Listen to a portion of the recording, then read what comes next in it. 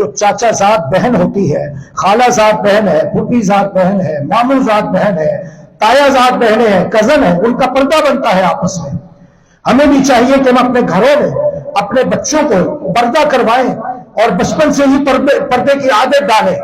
جب بچے بلوغت کے قریب پہنچ جاتے ہیں، محمد الرسول اللہ صلی اللہ علیہ وسلم کی تعلیمات تو یہ ہے، اے میرے مسلمان بھائیوں اور بہنوں، اے میرے دوستوں اور بزرگوں، کہ جب بچے 10 برس کے ہو جائیں تو ان کے بستر علیحدہ کر دیے جائیں۔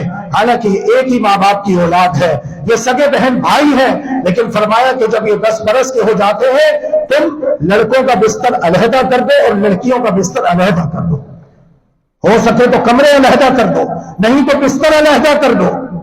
یہ تعلیمات ہے سگے بہن بھائیوں کے بارے میں۔ تو جو ماموں زاد ہے، جو چچا زاد ہے، اس بات کی اجازت نہیں ہے اسلام کے اندر کہ وہ کمرے میں تنہائی اختیار کریں، ہرگز نہیں۔ یہ تو بہن بھائی ہے، کوئی بہن بھائی نہیں ہے۔ سگے بہن بھائیوں کے بارے میں اگر کہا گیا کہ بستر علیحدہ کر دو تو یہ تو پھر سگے بہن بھائی نہیں ہے۔ لہذا ان باتوں کا التزام ہمیں اپنے گھروں میں کرنا چاہیے۔